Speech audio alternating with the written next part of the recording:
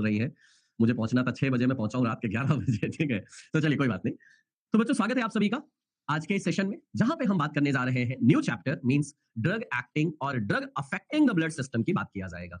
ठीक है, लेकिन मैंने आपको एक होमवर्क दिया था, जरा मुझे कंफर्म करिएगा, कुछ याद है? जरा कंफर्म करो, भूल गए क्या?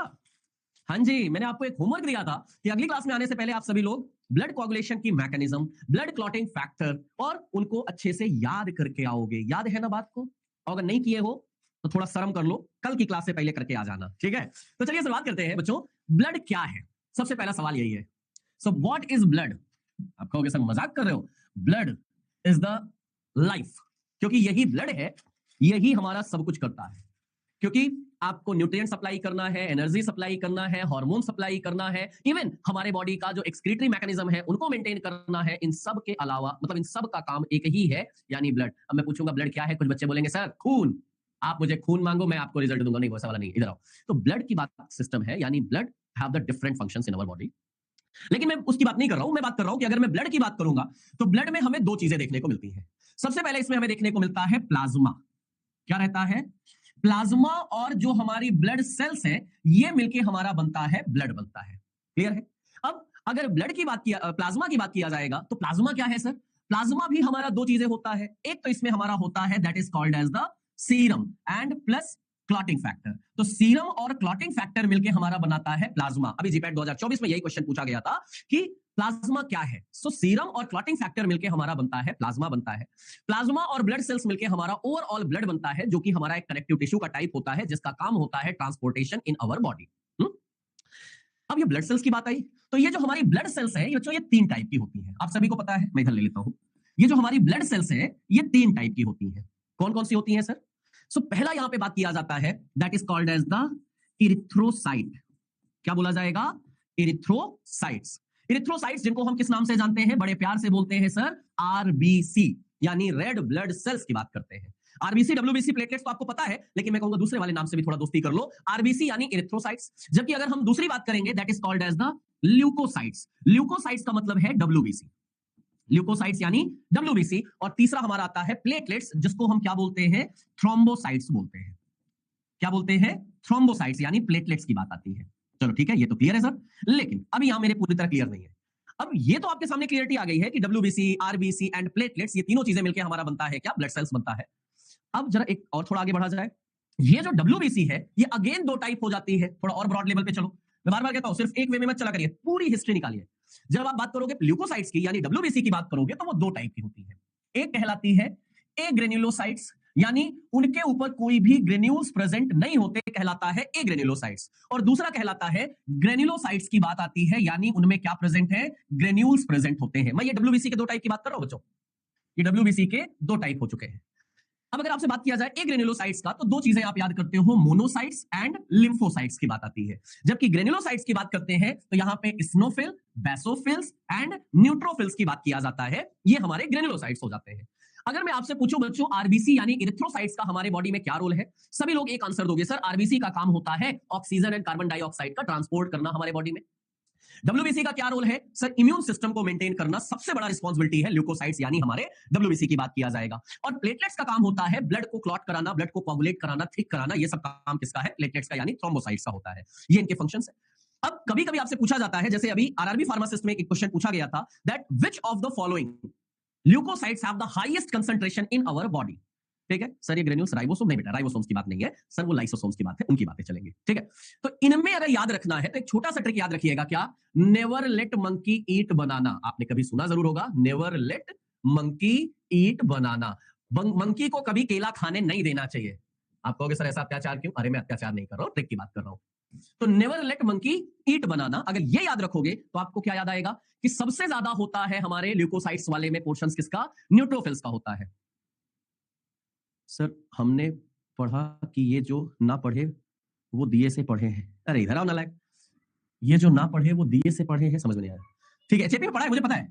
दूसरा हमारा सबसे ज्यादा होता है दूसरे नंबर पे लिम्फोसाइट्स, देन हमारे monocytes, then eosinophil and then basophils होते हैं। और एक बहुत छोटी सी अगर बात करूं तो बहुत ज्यादा जब आपको लगता है ना कि यार नहीं, कई नाम सुना होगा। अरे एलर्जी हुआ तो क्या हो गया? स्नोफिलिया हो गया। स्नोफिलिया का मतलब क्या होता है? जब इस स्नोफिल का कंसंट्रेशन हमारे बॉडी में बढ़ जाता है तो उसको बोला जाता है स्नोफिलिया बोला जाता है, और उसी से हमारा स्नोफिल बना हुआ है। ये मैं बात कर रहा हूं on the basis of concentration, सबसे ज्यादा कंसंट्रेशन की बात है। साइज पे जाऊंगा तो बात बदल जाएगी, साइज पे जाऊंगा तो बात बदल जाएगी कि हमारा अलग अलग में आएंगे, लेकिन अभी हमारा कंसंट्रेशन से ज्यादा मतलब है, उसकी बात करेंगे। अच्छा, साइज आपने एसएपी में पढ़ा है, जरा मुझे भी पढ़ा दो यार कि सबसे बड़ी साइज किसकी होती है इन पांचों में से।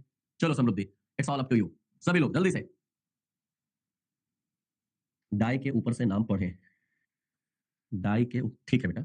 अरे भैया है, मैं डंडा बगल में रखे समझावन लाल, मैं उठा लूंगा, ध्यान रखना अगर ऐसे बेवकूफी करोगे तो। सर सबसे बड़ा हमारा क्या मिलेगा? मोनोसाइट्स की बात होती है, सबसे बड़ी साइज होती है मोनोसाइट्स की बात किया जाता है। हमारे मैक्रोफेजेस उसी के अंतर्गत आते हैं, जो क्या करते हैं सर? डाइजेशन का काम करते हैं, इंगल्फिंग कराते हैं। खैर उधर नहीं जाने का, इधर रहने का। तो ओवरऑल हमने ये बात किया that blood in our body is the connective tissue which is mainly responsible for the transportation system in our body, which carried out or transport the nutrient, oxygen, metabolic waste product, hormones, इन सब का transportation किसमें होता है? Blood में होता है। हमने अभी वही आपसे बात किया कि अगर आप ब्लड की बात करेंगे तो दो चीजों से मिलकर बना हुआ है, एक है प्लाज्मा और दूसरा हमारा कौन सा होता है? दैट इज हमारी ब्लड सेल्स। ब्लड सेल्स की अगर मैं बात करूंगा तो ब्लड सेल्स हमारे तीन टाइप की हो गई। एक हमारा आया जिसको हमने बोला आरबीसी यानी इरिथ्रोसाइट्स। क्या काम हुआ? Oxygen and carbon dioxide transport करने की जिम्मेदारी इनकी है। डब्ल्यूबीसी यानी ल्यूकोसाइट्स की बात करिएगा, ये क्या करते हैं? हमारे इम्यून सिस्टम को रिस्पांसिबिलिटी लेते हैं और हमारे बॉडी को इन्फेक्शन से बचाते हैं। और वही तीसरा हमने बोला जो प्लेटलेट्स यानी थ्रोम्बोसाइट्स, ये क्या करते हैं? ब्लड क्लॉटिंग में हेल्प करते हैं। डब्ल्यूबीसी हमने 5 टाइप की बात किया, जहां पे हमने बात किया न्यूट्रोफिल्स, स्नोफिल, बेसोफिल्स, ये हो गए ग्रेनुलोसाइट्स, और लिम्फोसाइट्स एंड मोनोसाइट्स हमारे क्या हो गए? एग्रेनुलोसाइट्स की बात किया गया। सिंपल है, बड़े आराम से इसको आपने, सब एनाटॉमी का पार्ट है, अभी तक मैंने कुछ अपना फार्माकोलॉजी जोड़ा ही नहीं है। अगला यहाँ पे एक वर्ड आता है हीमोपोएसिस, इरिथ्रोपोएसिस, हिमेटेनिक्स। जरा मुझे बताओ क्या होता है हीमोपोएसिस, क्या होता है हिमेटोपोएसिस? ठीक है, अभी ये जितने भी हमने ब्लड सेल्स की बात किया ना, आरबीसी, डब्ल्यूबीसी, प्लेटलेट्स, इन सब के बनने के प्रोसेस को, formation of the blood cells is called as the हिमेटोपोएसिस।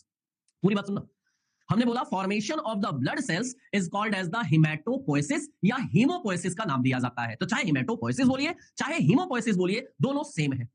लेकिन सर इरिथ्रोपोएसिस क्या है? Formation of red blood cells. जब हम सिर्फ आरबीसी यानी इरिथ्रोसाइट्स के फॉर्मेशन की बात करेंगे तब वो कहलाएगा इरिथ्रोपोएसिस। अब आपको पता है कि इन सब के पीछे हमारे कुछ फैक्टर्स रिस्पांसिबल होते हैं, कुछ हमारे एजेंट्स हैं, या हमारे कहे कुछ हमारे ऐसे सब्सटेंस आते हैं जिनकी वजह से ये फॉर्मेशन होता है। तो वो जो सब्सटेंस है ना, उन्हीं को हम बोलते हैं हिमेटेनिक्स। सो हिमेटेनिक्स आर दो substance which is mainly helpful for the formation of the blood sales की बात किया जाएगा। और होता कहां पे है? सर बोन मैरो में होता है। तो बोन मैरो की अलग अलग सेल्स होती है जहां पे हमारा इनका फॉर्मेशन होता है। अच्छा, अब अगर मैंने बात किया हिमेटेनिक्स के साथ साथ यहां पे एक हार्मोन की भी जरूरत होती है जो हमारे किडनी के पेरीट्यूबुलर सेल से रिलीज होकर आता है, कहलाता है इरिथ्रोपोएटिन कहलाता है। हार्मोन वाले चैप्टर में हम इसको पढ़ेंगे।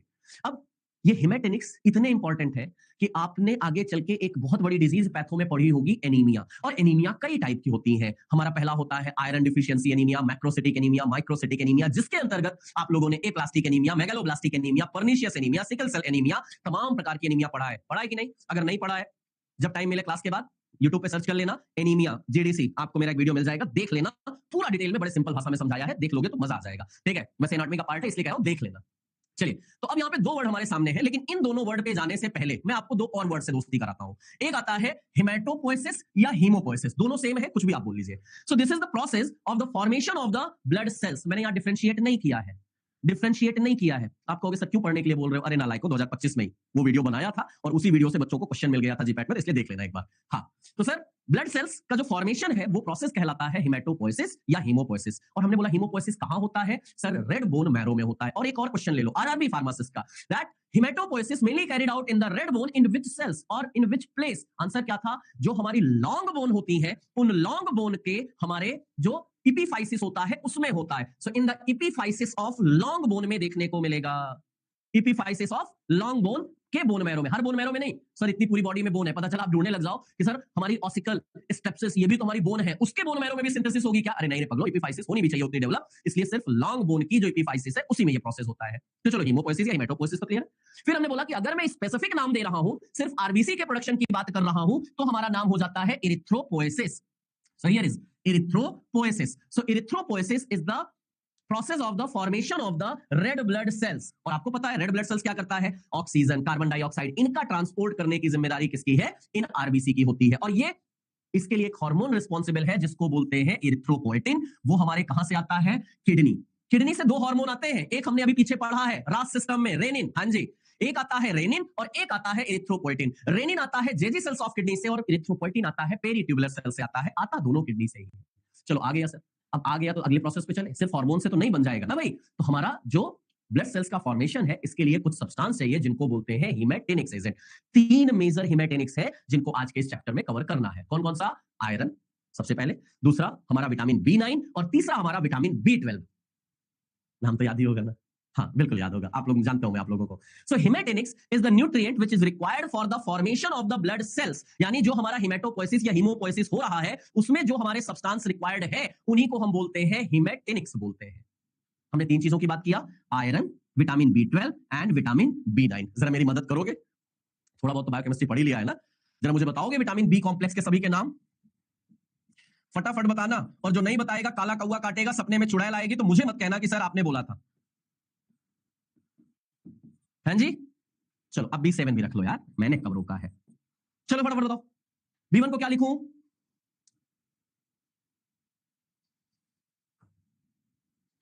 थोड़ी भी नहीं पढ़ाई की है सर, कैसे होगा? क्या बोला था? The Ronaldo and Peter played best for their country. क्या ठीक है? The Ronaldo and Peter played best for their country. इससे क्या हुआ सर? सबसे पहले आ गया थायमिन, आया रे बाबा थायमिन, दूसरा आया राइबोफ्लेविन और तीसरा आया नियासिन। B5 क्या आया? अच्छा B4 होता है क्या? नहीं होता है। हमने क्या बोला? B5। B5 बोले तो पेंटोथेनिक एसिड की बात किया जाएगा। B6 की बात करोगे सर पायरिडॉक्सिन की बात किया जाएगा। B7 की बात करोगे बायोटिन याद आएगा। B9 की बात करोगे फॉलिक एसिड आ जाएगा और B12 की बात करोगे तो साइनोकोबैलामिन याद आ जाएगा। ये तो आपने पढ़े हैं, सबको आता है। और जिसने नहीं बोला है ना, कल बताना किसके किसके सपने में चुड़ैल आई थी। नहीं तो जरूरी नहीं सिर्फ चुड़ैल ही आएगी, जो मेरी बच्चियां नहीं बोली है ना उनके भूत आएगा, वो भी याद रखना। हाँ चलो, तो हमने बोला सबसे पहला क्या हुआ? आयरन। सबसे पहले क्या हुआ? Iron. Iron is most important substance और the nutrient for the RBC production, क्योंकि आरबीसी का नाम ही है रेड ब्लड सेल्स, और इसके लिए सबसे इंपॉर्टेंट कंपोनेंट होता है that is called as the haemoglobin. और हीमोग्लोबिन में हीम यानी आयरन, हाँ जी उसी आयरन की बात किया जा रहा है कि सर आयरन आ गया। और आयरन में भी एक सेकंड, अगर बच्चों एक बात बताओ, अगर मैं आयरन को ऐसे लिखूं तो क्या बोलोगे, और ऐसे लिखूं तो क्या बोलोगे? जरा कंफर्म करो। नहीं गाड़ी पीछे नहीं जाएगी बेटा प्लीज, इसलिए आप थोड़ा मेरे साथ चलने की कोशिश करिए। जब मैं इसको ऐसे लिखूंगा और ऐसे लिखूंगा, पहला क्या है? हाँ जी सर, इसको बोला जाएगा फेरस बोला जाएगा, और इसको क्या बोला जाएगा? फेरिक बोला जाएगा। कॉपर में उल्टा हो जाता है, क्यूप्रस ये होगा क्यूप्रिक वो होगा, खैर कोई बात नहीं, जाने दीजिए। ओवरऑल मुझे इतना समझना है कि ये है मेरा डाईवैलेंट और ये है मेरा ट्राईवैलेंट, और हमारे जितने भी सोर्सेज होते हैं उनमें हमारे दोनों प्रेजेंट होते हैं, डाई ट्राई दोनों वैलेंट प्रेजेंट होते हैं, और साथ ही साथ कभी कभी प्री फॉर्म्ड हमारा हीम भी प्रेजेंट होता है। हम ये तीनों चीजों लेके चलते हैं, ठीक है? अब ये तो है, चलो अच्छी बात है। लेकिन अगर मैं एक मेल की बात करूं, जितने मेल है जरा बताना, आप आयरन बॉडी में आपके आता है? पता नहीं सर, खाना खाते हैं आता है कि नहीं आता है, ठीक है? तो हाँ, एक अगर मैं एक एडल्ट की बात करूं, नॉर्मल एडल्ट की बात करूं, तो लगभग 0.5 to 1 gram per day iron चाहिए मेल को, और अगर यही फीमेल हो गया तो डबल चाहिए। डबल चाहिए, कितना चाहिए? 1 टू 2 ग्राम चाहिए यहां पे आयरन। लेकिन अगर वही प्रेग्नेंट लेडी हो गई जहां बेबी की भी ग्रोथ हो रही होती है, तो वहां पे इसका डबल हो जाएगा, लगभग वहां 2 टू 4 ग्राम चाहिए। Male, female and pregnant lady इनमें अलग हो जाएगा। क्यों सर ऐसा? अब आप ऑब्वियसली बता दोगे कि सर हमारा जो मेल है उसमें, तो मैंने ग्राम बोल दिया क्या? माफ कीजिएगा, ठीक है। अरे माफ करिए, चमड़े की जबान स्लिप कर गई, कोई बात नहीं सर। फीमेल में क्या होता है? देखो मेंस्ट्रुअल साइकिल होती है, और जब मेंस्ट्रुअल साइकिल होती है तो ब्लड लॉस होता है, और उसकी वजह से फीमेल को ज्यादा चाहिए, मेल को कम चाहिए, और प्रेग्नेंट लेडी को तो ज्यादा ही ज्यादा चाहिए। एक सवाल मेरा था, खैर अभी नहीं, अभी क्लास से डिस्टर्ब हो जाऊंगा। एक मैं रील डालूंगा कल, उस रील में आंसर सभी लोग जरूर देना। Iron is essential element for the blood production. About 70% of your total body iron is present in the blood। किस फॉर्म में? हीमोग्लोबिन के फॉर्म में, और थोड़ा बहुत हमारे मसल्स में भी पाया जाता है, जिसको बोला जाता है मायोग्लोबिन बोला जाता है, लेकिन मेनली हमारा हीमोग्लोबिन में प्रेजेंट होगा। और आयरन जो है ना, ये हमारा किस सेल में स्टोर होता है? जैसे हिस्टामिन मास्ट सेल में, जैसे सेरोटोनिन हमारा किसमें स्टोर होता है? किसमें स्टोर होता है? इंट्रोक्रोमैफिन सेल्स, कुछ पढ़े थे क्या? वैसे ही iron stored in the reticuloendothelial cells. कहां पे सर? मेनली हमारा लीवर में, स्प्लीन में और बोन मैरो में जो रेटिकुलो एंडोथेलियल सेल्स होता है उसमें ये प्रेजेंट होता है। Haemoglobin is the essential for the transportation of the oxygen, carbon dioxide, blood, lungs, उनमें हमारा ये ट्रांसपोर्ट करता रहता है। आयरन की बात किया जाता है। हमने डेली रिक्वायरमेंट की बात किया सर, मेल में हमारा 0.5 to 1 milligram per day, female में 1 to 2 मिलीग्राम पर डे और प्रेग्नेंट लेडी में 2 to 4 मिलीग्राम पर डे। इसीलिए आप जानते हो ना कि प्रेग्नेंट लेडी में आयरन की टैबलेट चलती है। प्रेग्नेंट मींस, वाह, आनंद बाबू को प्रेग्नेंट का मतलब नहीं पता है। डिक्शनरी है बेटा घर में? चलो कोई बात नहीं। अच्छा, मैंने एक सवाल तो आपसे बोला कि सर हमारा आयरन, सॉरी, हमारा जो ब्लड सेल्स है ये तो फॉर्मेशन होता है बोन मैरो में, और बोन मैरो के कहां, एपिफाइसिस में। लेकिन अगर मैं बोलूं कि बच्चों हमारा ये जो रेड ब्लड सेल्स है इनका ब्रेकडाउन कहां होता है, इनका ग्रेवयार्ड कहां है, इनका डेथ कहां होता है, तो sir spleen serve as the graveyard for the RBC. Iron कहां से मिलता है सर? वेज नॉन वेज दोनों के लिए बताऊंगा, तुम्हारी मर्जी, कुछ भी रहो खाते रहो। अगर आप बात करोगे liver, egg yolk, oyster, dry beans, dry fruit, wheat germ, yeast, ये सब तो अपनी जगह है, बट इनसे भी बढ़ के तुम्हारा है पालक। स्पिनाच समझते हो? हाँ जी, तो पालक खाया करो। अभी ठंडी का मौसम है, बढ़िया मस्त हरी हरी पालक आ रही है, खाओगे आयरन मिलेगा, ब्लड अच्छा बनेगा, प्योर ब्लड रहेगा। खाने से पीछे मत हटा करो, खा लिया करो, ठीक है। अभी कहोगे सर लीवर, फिर पूछो जो मुर्गा दबाने वाले हैं सबसे पहले क्या खाएंगे? कलेजी खाएंगे। वही वाले तुम लोगों के चक्कर में मुझे क्या क्या बोलना पड़ता है। So iron mainly stored in the reticuloendothelial cells of liver, spleen या बोन मैरो की बात किया जाएगा, ठीक है, उनकी बातें आती है। खैर, अभी मैंने आपको एक चीज और बोला था, क्या कि सर आयरन दो वैलेंट में है, डाई और ट्राई वैलेंट। क्यों बोला था? इसका एक सबसे बड़ा रीजन क्या होता है बेटा? इसका एक सबसे बड़ा रीजन क्या होता है? आप जब खाना खाते हो ना, आप जब खाना खाते हो वो फूड आपके जीआईटी में आता है। मैंने बोला आयरन आप इंटेक करोगे या तो फेरस फॉर्म में होगा या फेरिक फॉर्म में होगा। वो जो फेरस फॉर्म है ना वही एब्जॉर्ब होता है, फेरिक फॉर्म एब्जॉर्ब नहीं होता। और इसीलिए जो फेरिक फॉर्म होता है वो आपके जीआईटी में HCl के प्रेजेंस में फेरस फॉर्म में कन्वर्ट हो जाता है। क्यों सर? क्योंकि फेरस में डाईवैलेंट होता है और हमारे इंटेस्टाइन में एब्जॉर्ब होने के लिए सिर्फ डाईवैलेंट ट्रांसपोर्टर ही प्रेजेंट होते हैं, ट्राईवैलेंट एब्जॉर्ब नहीं होंगे, केवल डाईवैलेंट ही प्रेजेंट है। तो अगर कभी पूछा जाए which of the following form of iron mainly absorb from the GIT, answer याद रखना है फेरस फॉर्म याद रखना, डाईवैलेंट की बात याद रखना, चलेगा? अब देखो इसी में क्या हुआ। हमने बोला हमने जो आयरन खाया वो आयरन कहां आया? हमारे स्टमक में आया, स्टमक से इंटेस्टाइन मेनली ड्यूडेनम रीजन में पहुंचा। अब मैंने बोला ड्यूडेनम रीजन में जो पहुंचेगा वहां पे फेरस भी है, फेरिक भी है, हीम भी है। अब हीम है तो हीम का तो खुद का ट्रांसपोर्टेशन सिस्टम प्रेजेंट है जिसको HCP, हीम कैरियर प्रोटीन बोला जाता है, ड्यूडेनम से डायरेक्टली एब्जॉर्ब हो जाएगा। हमारा फेरस है वो भी एब्जॉर्ब हो जाएगा थ्रू द DMT, यानी डाईवैलेंट मेटल ट्रांसपोर्टर के प्रेजेंस में एब्जॉर्ब हो जाएगा। और तीसरा जो फेरिक है सर, फेरिक एब्जॉर्ब नहीं होगा, तो इसलिए इसको क्या मिलता है? एसिड। और एसिड क्या करता है? इसको रिडक्शन करा के फेरिक से फेरस में कन्वर्ट कर देता है ताकि एब्जॉर्बन हो जाए। अब ये एब्जॉर्प्शन हो गया, फेरस फॉर्म अंदर आ गया। हाँ, अंदर आने के बाद फेरस फेरिक में कन्वर्ट हो कोई दिक्कत नहीं है। अंदर आने के बाद ये फेरस हमारा स्टोर्ड होता है in the form of ferritin form में स्टोर्ड होता है। फिर ये धीरे धीरे मूव करके हमारे ब्लड में जाता है, हर जगह हमारा लीवर में पहुंचता है, स्प्लीन में पहुंचता है, बोन मैरो में पहुंचता है, अलग अलग फॉर्म में जाता है। मुझे उससे कोई लेना देना नहीं है, लेकिन हाँ, मेरा लेना देना इससे है कि एब्जॉर्प्शन सिर्फ फेरस फॉर्म में ही होगा। क्यों होगा बच्चों? क्योंकि हमारे इंटेस्टाइन में केवल DMT प्रेजेंट होता है और वही DMT ही फेरस को एब्जॉर्ब कराता है। करेक्ट है? अच्छा, ये तो एक कहानी रही। दूसरी कहानी क्या कहती है?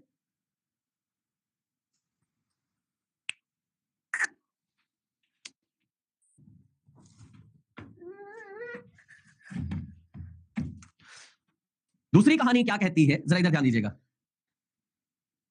नहीं भैया, केडी त्रिपाठी सर मेरे फैमिली के नहीं है, तुम इधर आ जाओ, पहले मेरे पढ़ाई पे फोकस करो खाली। तो ओवरऑल मैंने आपसे सिर्फ इतना बोला, और जिससे अब सबसे ज्यादा क्वेश्चन आता है वो ये पार्ट है। क्या है? क्या है भाई? Factor affecting iron absorption. Iron stored in the form of ferric, हाँ बेटा, फेरिक फॉर्म से फेरिटिन फॉर्म में कन्वर्ट होकर स्टोर्ड हो जाता है। क्या बोलना चाह रहा था मैं? Factor affecting iron absorption. आपसे अभी रिसेंटली एम्स फार्मासिस्ट में क्वेश्चन इसका आया था that which of the following substance helpful for the iron absorption. कौन सा सब्सटेंस है जो आयरन के एब्जॉर्प्शन को बढ़ाता है? तो सिर्फ एक चीज याद रखिएगा, अभी मैंने आपसे क्या बोला कि अगर हमारे स्टमक और इंटेस्टाइन में जितना एसिड होगा उतना ज्यादा फेरिक से फेरस में कन्वर्जन होगा, और जितना फेरस में कन्वर्जन होगा उतना एब्जॉर्प्शन होगा। इसीलिए कहा जाता है कि जितना भी एसिडिक है, हाँ जी, वो हेल्प करता है आयरन के एब्जॉर्प्शन में, और जो बेसिक है वो क्या करते हैं? इनहिबिट करते हैं आयरन के एब्जॉर्प्शन को। और यहीं से मैंने आपसे बोला सर, जैसे एस्कॉर्बिक एसिड, जैसे हमारा गैस्ट्रिक HCl, जैसे हमारा alcohol, low molecular protein weight, ये क्या करते हैं? इनहेंस करते हैं हमारे आयरन के एब्जॉर्प्शन को। जबकि अगर मैंने आपसे बोला एल्कली, एंटासिड, टेट्रासाइक्लिन, फूड हमारे आयरन के एब्जॉर्प्शन को घटाते हैं। मानसी बेटा नहीं, बेटा लैग नहीं है, परेशान मत करो, पढ़ लो बेटा। क्या बोला मैंने? एस्कॉर्बिक एसिड है, गैस्ट्रिक HCl है, अल्कोहल है, लो मॉलिक्यूलर वेट प्रोटीन है, आयरन के एब्जॉर्प्शन को बढ़ाएंगे। लेकिन अगर वही बेसिक हो गया है, एल्कली है, एंटासिड है, टेट्रासाइक्लिन है, फूड है, वो आयरन के एब्जॉर्प्शन को घटाते हैं। फूड मतलब अरे भैया अगर तुम्हारे स्टमक इंटेस्टाइन में फूड प्रेजेंट है तो उसकी वजह से आयरन का एब्जॉर्प्शन घट जाएगा, ये कहने का मतलब है। अब इसका मतलब ये मत कहना कि सर मुझे आयरन का एब्जॉर्प्शन बढ़ाना था तो मैंने पालक पनीर खाने के बाद मैंने 2 पैक लगा लिए, क्यों? एब्जॉर्प्शन जल्दी हो जाएगा, नुकसान ज्यादा हो जाएगा। खैर इधर आओ। अब कभी कभी होता है कि हमारे बॉडी में आयरन की डिफिशियंसी होती है, तो हमें आयरन बाहर से लेना पड़ता है। जैसे खासतौर पर मैंने बोला प्रेगनेंसी के टाइम पे आयरन की टैबलेट्स दी जाती है, ठीक है, वो यहाँ पे यूज होता है नहीं। यहाँ पे नॉर्मली भी कभी कभी डिफिशियंसी होती है जहां पे ओरल या आईवी दोनों टाइप से दिया जाता है। तो ओरल आयरन की बात करोगे जैसे ferrous sulphate, ferrous gluconate, ferrous fumarate, और यही हमारा सबसे ज्यादा यूज होता है। अब जरा ध्यान देना, सब फेरस की बात है, चलेगा। कोलोइडल फेरिक हाइड्रोक्साइड 50% तक आयरन है, लेकिन इसमें से आयरन तभी एब्जॉर्ब होगा जब वो फेरिक से फेरस में कन्वर्ट होगा, तब। ये कहानी इसकी है। पेरेंट्रल आयरन में डेक्स्ट्रॉन आता है, सॉर्बिटॉल आता है, सिट्रिक एसिड आता है, जो आयरन के एनहांस करता है एब्जॉर्प्शन को, और भी हमारे प्रेजेंट है। लेकिन ये तब जब हमारे बॉडी में आयरन की डिफिशियंसी हुई, तब ये आयरन टैबलेट्स दिए जाते हैं। अगर गवर्नमेंट स्कूल में देखोगे ना तो गवर्नमेंट समय समय पे ऐसे रूल्स लाती रहती है, इन सारी चीजों को प्रमोट करते रहते हैं कि बच्चों को ये दिया जाना चाहिए, एडल्ट्स को ये दिया जाना चाहिए, ताकि उनमें इसका एब्जॉर्प्शन ज्यादा हो जाए। लेकिन प्रेग्नेंट लेडी तो आयरन और फॉलिक एसिड की टैबलेट अलग ही दिया जाता है, उनकी कहानी अलग है। ठीक, ये तो रही आयरन की बात। लेकिन अब आयरन की डिफिशियंसी की बात। लेकिन अगर कभी ऐसा हुआ कि आयरन का हमारे बॉडी में कंसंट्रेशन बढ़ जाए, may be suicidal, may be accidental, और may be any other reason की वजह से, कि अगर आयरन का कंसंट्रेशन बॉडी में बढ़ जाएगा तो हमारे कई सारे यहाँ पे एडवर्स इफेक्ट देखने को मिलेंगे। सबसे पहले कॉन्स्टिपेशन, जी हाँ, constipation, discolouration of teeth, epigastric pain, हमारे गैस्ट्रिक रीजन में पेन होने लग जाएगा, या वहां पे मेटालिक टेस्ट देखने को मिलेगा due to the adverse effect of oral preparation, या मैं कहूं पॉइजनिंग की वजह से। दिया कब जाना है? खासतौर पर अगर आयरन की डिफिशियंसी हुई है, मेगालोब्लास्टिक एनीमिया या आयरन डिफिशियंसी एनीमिया हुआ है, तब ये ओरल प्रिपरेशन को दिया जाता है। ये तो तब जब डिफिशियंसी है। लेकिन अगर ज्यादा हो गया तो, पॉइजनिंग हो गई तो, जीपैट 2024 का क्वेश्चन ले लो मेरे सामने। जी हाँ, एक्यूट आयरन पॉइजनिंग मेनली ये आपको इन्फेंट और चिल्ड्रन में देखने को मिलता है, और सबसे ज्यादा वोमिटिंग, एब्डोमिनल पेन, हेमेटोमेसिस यानी वोमिटिंग विद द ब्लड देखने को मिल जाता है। ये होता है एक्यूट आयरन पॉइजनिंग में। और एक्यूट आयरन पॉइजनिंग का एंटीडोट क्या होता है? हमने रट्टा मार के रखा हुआ है सर, डेस्फेरोक्सामिन पढ़ा है जनरल फार्माकोलॉजी एंटीडोट वाले चैप्टर में। लेकिन ये जो डेस्फेरोक्सामिन है, ये आईवी या आईएम रूट से लिया जाएगा। अभी महाराष्ट्र डीआई में एक क्वेश्चन पूछा गया था, that which of the following oral antidote given for the iron poisoning. अब सर डेस्फेरोक्सामिन तो रट्टा मारते चले आ रहे हैं, लेकिन ये ओरल की बात कैसे जोड़ दिया गया? और वहां पे भी ऑप्शन में डेस्फेरोक्सामिन था, बच्चों ने आंसर लगाया भी और गलत भी करके आए। लेकिन अगर आंसर किया जाए, उसको बोला जाता है डिफेपिरॉन की बात किया जाता है। ये ओरल रूट से दिया जाता है फॉर द आयरन पॉइजनिंग के केस में। दोनों चीजें ध्यान देना, साइनोसिस मतलब साइनाइड वाली पॉइजनिंग हो जाएगी बच्चों, उसकी कहानी है। साथ ही साथ हमारा डीटीपीए या कैल्शियम इरिटेट भी दिया जाता है एज अल्टरनेट, लेकिन आपको डेस्फेरोक्सामिन या डिफेपिरॉन, इनकी दोनों की बात किया जाएगा। बेटा उमेश, ये आदत अभी तक तुम्हारी छूट ना पाई, एक एक वर्ड सारे बच्चों की, ये तुम लोगों की इतनी गंदी आदत है। What is bloody diarrhoea sir? अरे थोड़ा दिमाग लगाओगे यार। डायरिया मतलब क्या होता है? डायरिया में क्या होता है? ऑब्वियस सी बात है, लूज मोशन होता है, और लूज मोशन के साथ अगर ब्लड आने लग जाए तो उसको ब्लडी डायरिया बोल नहीं सकते। थोड़ा दिमाग भी लगा लिया करो, जरूरी थोड़ी ना डिस्टर्बेंस करने के लिए बच्चों। अक्षत, बी रिस्पॉन्सिबल। चलिए, ये तो आयरन की बात हुई। आगे विटामिन B9 और B12। B9 यानी फॉलिक एसिड, B12 यानी साइनोकोबालामिन। अब देखो, आयरन की डिफिशियंसी से होता है आयरन डिफिशियंसी एनीमिया, लेकिन फॉलिक एसिड यानी विटामिन B9 और विटामिन B12 की डिफिशियंसी से होता है मेगालोब्लास्टिक एनीमिया। मेगालोब्लास्टिक एनीमिया के ही अंतर्गत आता है हमारा पर्निशियस एनीमिया, जो एक्चुअली बोला जाता है due to the deficiency of the vitamin B12। पहले मेगालोब्लास्टिक एनीमिया है, फिर हमारा आता है क्या? Pernicious anaemia. तो अगर आपसे कहीं ये बोल दिया जाए that due to the deficiency of vitamin B12 megaloblastic anaemia will be there, आप बोलोगे नहीं सर, हो ही नहीं सकता है, हमने तो पढ़ा है खाली विटामिन B9 की डिफिशियंसी से मेगालोब्लास्टिक एनीमिया होता है। नहीं, ऐसा नहीं है। तो ध्यान रखिएगा इस बात को। So deficiency of vitamin B12 and folic acid combinedly leads the megaloblastic anemia। दोनों की बात किया जा रहा है, मेगालोब्लास्टिक एनीमिया। शोभी बेटा मैंने क्या बोला था? डेस्फेरोक्सामिन आईएम रूट से और आईवी रूट से दिया जाता है फॉर द आयरन पॉइजनिंग, जबकि डिफेपिरॉन की बात करोगे वो ओरल रूट से दिया जाता है for the same iron poisoning की बात चल रही है। ठीक, अच्छा अब यहां पे एक वर्ड और नंबर समझिएगा। आयरन हमारा मेजर कंपोनेंट है, क्योंकि आयरन ही बनाएगा हीम, और हीम को मेच्योर कराने के लिए जिम्मेदारी इन दोनों फैक्टर्स की होती है, vitamin B9 and vitamin B12। ये दोनों क्या करते हैं? मेच्योर करते हैं। हमारे जो सेल्स प्रोड्यूस हुई हैं उनको मेच्योर करने की जिम्मेदारी है किनकी? B9 और B12 की। ये हमारे नॉर्मल हीमोपोएसिस प्रोसेस के लिए इंपॉर्टेंट है, ऑब्वियस बात है। अच्छा, अब नाम ही क्या है? साइनोकोबालामिन। आपको समझ में आ रहा है इसमें कोबाल्ट प्रेजेंट है। और आपसे अगर कभी ये क्वेश्चन पूछा जाए, which vitamin having the cobalt, आपका आंसर क्या हो जाएगा? Vitamin B12 have the cobalt ring in their structure. और सिर्फ कोबाल्ट नहीं होता है, कोबाल्ट के साथ में यहाँ पे कोरिन रिंग प्रेजेंट होती है, 4 कोरिन रिंग प्रेजेंट होती है, तब बनता है साइनोकोबैलामिन। पढ़ेंगे बायोकेमिस्ट्री में उसको, लेकिन अभी इधर ध्यान दो। Vitamin B12 is a cobalt containing compound which is synthesised. अच्छा, अब आप कहोगे सर विटामिन B12 किसमें मिलता है? मिलता तो कई सारी चीजों में, लेकिन तुम्हें खाने की जरूरत नहीं है। क्यों? क्योंकि तुम्हारे जीआईटी में, इंटेस्टाइन में जो इकोलाई भाई साहब है ना, वो इकोलाई भाई साहब तुम्हें सफिशिएंट अमाउंट ऑफ B12 दे देते हैं।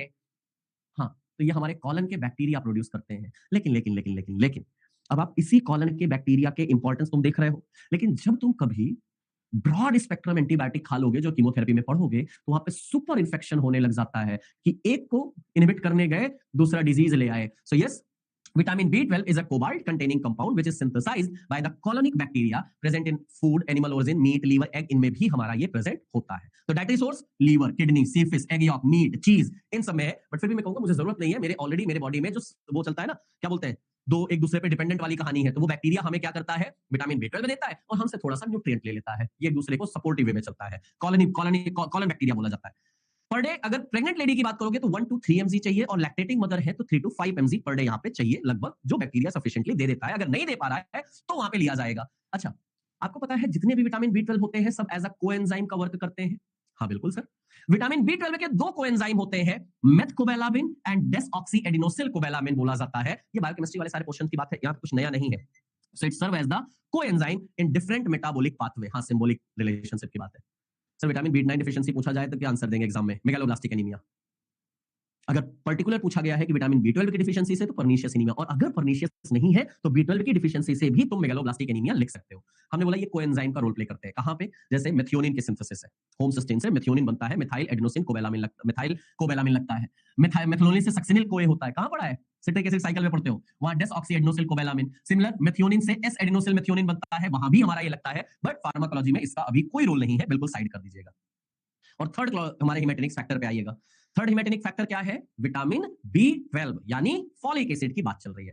अच्छा, फॉलिक एसिड फॉलिक एसिड 3 चीजों से बनता है। इससे पहला आता है पाबा, पैरा अमीनो बेंजोइक एसिड, दूसरा आता है टेरिडिन, और तीसरा आता है हमारा ग्लूटामेट। ये 3 चीजें मिलके बनाती हैं आपकी फॉलिक एसिड। जब आगे सल्फोनामाइड पढ़ोगे ना, तब वहां ये चीजें बड़े प्यार से आएंगी। तो पैरा अमीनो बेंजोइक एसिड, टेरिडिन और ग्लूटामेट, ये तीनों चीजें मिलकर बनाती है फॉलिक एसिड। और ये फॉलिक एसिड यानी विटामिन B9 की बात किया जा रहा है, इसकी डिफिशियंसी से हमने बोला क्या होता है? मेगालोब्लास्टिक एनीमिया होता है।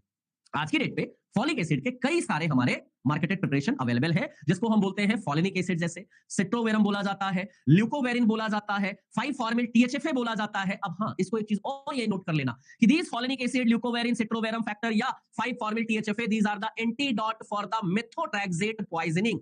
अगर आगे कैंसर में जब पढ़ोगे मेथोट्रैक्सेट की पॉइजनिंग जब होती है, तब एज अ एंटीडॉट ये सारी चीजें वहां पे रोल प्ले करती है। So yes, these are used for the methotrexate toxicity. Folic acid itself inactive होता है, लेकिन बॉडी में जाने के बाद वो टेट्राहाइड्रोफोलिक एसिड में बनता है। पहले डाइहाइड्रोफोलिक एसिड बनता है, फिर टेट्राहाइड्रोफोलिक एसिड बनता है, और वही जो THFA यानी टेट्राहाइड्रोफोलिक एसिड बनता है, उसी से हमारा सारा रोल प्ले होता है। जो आगे चल के प्यूरिन एंड पायरिमिडीन डेरिवेटिव बनाते हैं, वो फॉलिक एसिड की ही जिम्मेदारी होती है प्यूरिन एंड पायरिमिडीन बनाने की। इसलिए हर जगह जरूरी है। विटामिन B12 का यूज बताओ सर? मेगालोब्लास्टिक एनीमिया बता दिया बेटा, प्लस डेवलपमेंट। अब हिमेटेनिक्स है बेटा, तो हिमेटेनिक्स का मतलब समझ रहे हो ना, कि आरबीसी का प्रोडक्शन कराना, मैच्योर कराना, वही तो पहले ही बोला हूं। चलिए, मार्केटेड प्रिपरेशन की बात करोगे तो folic acid and folinic acid की टैबलेट बड़े आराम से मिलती हैं। हमने बोला इनको हम कहां यूज करते हैं? Sir iron and folic acid क्यों दिया जाता है, कंबाइन क्यों दिया जाता है? ऑब्वियसली बेटा, क्योंकि दोनों प्रेग्नेंट लेडी के लिए जरूरी है, और दोनों साथ में देने से दोनों का एब्जॉर्प्शन फास्ट होता है। तो न्यूट्रिशनल डिफिशियंसी या पर्नीशियस एनीमिया में हमारा B12 का सबसे ज्यादा यूज करते हैं। इसमें कुछ ऐसा है ही नहीं बेटा जो तुम्हें स्लो चलने की जरूरत पड़े। क्या नहीं समझे हर्ष बाबू? बताओ मुझे निखिल, क्या क्या इसमें क्या नहीं है? मैं लिख दे रहा हूं, इसीलिए बोला था वो वीडियो देख लेना, एनीमिया वाला, सारा चीजें मिल जाएगा। देखो एक्चुअली नॉर्मली अगर बोला जाए तो मेगालोब्लास्टिक एनीमिया क्यों होता है? हमने बोला due to the deficiency of B9 and B12, इनकी डिफिशियंसी से मेगालोब्लास्टिक एनीमिया होता है, पहली चीज। लेकिन अगर मेनली पूछा जाए तो किसकी डिफिशियंसी से? B9 की डिफिशियंसी से मेगालोब्लास्टिक एनीमिया। क्यों मैंने ये बोला मेनली? क्योंकि मेगालोब्लास्टिक एनीमिया की ही सब टाइप होता है, that is called as the pernicious anaemia. और ये पर्नीशियस एनीमिया किसकी डिफिशियंसी से होता है? विटामिन B12 की डिफिशियंसी से होता है। अब क्या मुझे बताने की जरूरत है कि B12 का एब्जॉर्प्शन इंटेस्टाइन में कराने के लिए क्या प्रेजेंट होता है? हम लोगों ने फैसिलिटेटेड डिफ्यूजन में ये एग्जांपल देखा था। जी, इंट्रिंसिक फैक्टर की बात किया जाता है। कहां से आता है? इकोलाई से आता है। तो वही तो बात किया गया। अब तुम अगर मेथोट्रैक्सेट यहां पकड़ के बैठ जाओगे तो कैसे काम चलेगा? बेटा मेथोट्रैक्सेट हमारा क्या होता है पहले वो समझना पड़ेगा। That is called as the folate antagonist. जरा सुनो, ये फोलेट एंटागोनिस्ट होता है और फोलेट एंटागोनिस्ट की अगर पॉइजनिंग हुई तो क्या दोगे? फॉलिक एसिड ही तो दोगे। और फॉलिक एसिड क्या है? सेक्टोवेरम है या फॉलिनिक एसिड है या फॉलिक है, इन्हीं की तो बात किया जा रहा है। एंटी कैंसर में पढ़ोगे बच्चों, अभी उसको दिमाग यहां क्यों लगा रहे हो? यहां जो दिमाग लगाना है उस पर दिमाग लगाओ, इस पे। इरिथ्रोपोइटिन, ये भी डिटेल हम हार्मोन में पढ़ेंगे, यहां कुछ नया नहीं है मेरे पास। इरिथ्रोपोइटिन नाम ही क्या है? इरिथ्रोपोइटिन। बोले तो जो हमारे इरिथ्रोसाइट्स यानी आरबीसी का प्रोडक्शन कराते हैं उनको बोला जाता है इरिथ्रोपोइटिन। शुरुआत में यही तो बात किया, दैट इरिथ्रोपोइटिन इज अ सियालोग्लाइकोप्रोटीन। आप कहोगे सर ये सियालोग्लाइकोप्रोटीन क्या है? अरे सर, किडनी के पेरीट्यूबुलर से सिक्रीट हुआ एक हार्मोन है जो सियालोग्लाइकोप्रोटीन का नेचर होता है, उनकी बात होता है।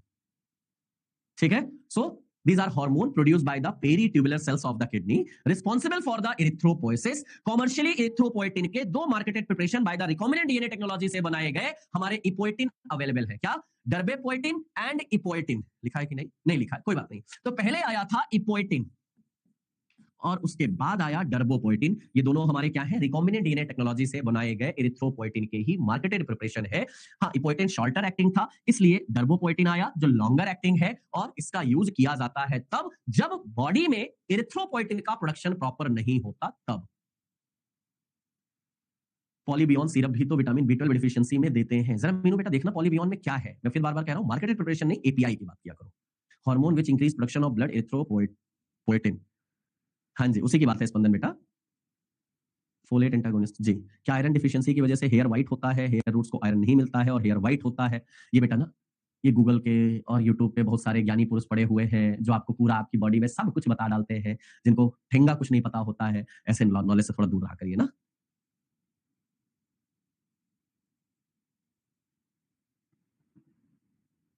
हाँ जी, बेटा ये इतना इंपॉर्टेंट नहीं है कि मुझे इस पे टाइम देना चाहिए। फिर कह रहा हूँ, ब्लड के चैप्टर में सबसे ज्यादा इंपॉर्टेंट मेरा क्या है? एंटी कोगुलेंट वाला चैप्टर है जिसपे मैं पूरा डिटेल पे जाता हूँ। ये चीजें थोड़ी सी आराम वाली है और खास तौर पर आपके एनाटॉमी से जुड़ी हुई है। तो इसलिए बेटा रामकिशन थोड़ा सा तो अब आपको स्पीड गियर करना पड़ेगा ना बच्चे। चलिए, absorption of most dietary irons occurs in which part of intestine? मुझे नहीं पता है, आप लोग बताइएगा, मुझे बिल्कुल नहीं आता है।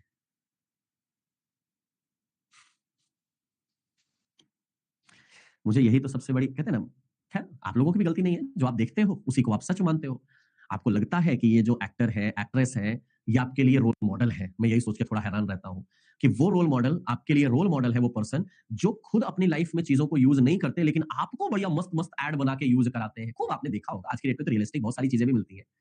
यही एक्टर एक्ट्रेस है जो आपको चीनी शुगर को जस्ट एक पॉइजन के जैसा बोलते हैं और यही जब ऐड करते हैं तो लो भैया फ्रूटी है तो ये चॉकलेट है तो डार्क चॉकलेट है तो ये वाला क्या है? यमी चॉकलेट है, खाते रहो और तुम बढ़िया लप से चप से खाते हो। तो थोड़ा सा तो बेटा समझना पड़ेगा, नहीं तो भैया हेयर फॉल के लिए अगर तुम सोचते हो सिर्फ आयरन रिस्पॉन्सिबल है तो बेटा मैं एक काम कहूंगा, तुम एक काम करना, 6 महीने भर भर के आयरन की टैबलेट खा लो और हेयर लॉस रुक जाए तो मुझे बता देना। खैर इधर आओ, sialoglycoprotein hormone produce from the peritubular cells, क्या नाम दिया गया था? इरिथ्रोपोएटिन की बात किया गया था। चलेंगे, preparation of vitamin B nine used in deficiency of iron. हाँ जी, ये कौन महानुभाव है जिन्होंने बोला सर मेंस्ट्रुअल साइकिल थोड़ा सा पढ़ाइए? यहाँ मेंस्ट्रुअल साइकिल आ रही है क्या बच्चे?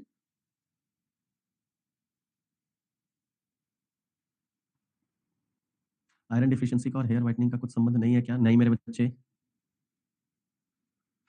चलो बेटा, तुम्हारा डिमांड फुलफिल किया जाएगा, कल तुम्हें मेंस्ट्रुअल साइकिल की रील देखने को मिलेगी, देखना। प्रिपरेशन ऑफ विटामिन बी9 कहां पे सर? कौन सा preparation? Folic acid and folinic acid, अभी इन्हीं की तो बात किया था।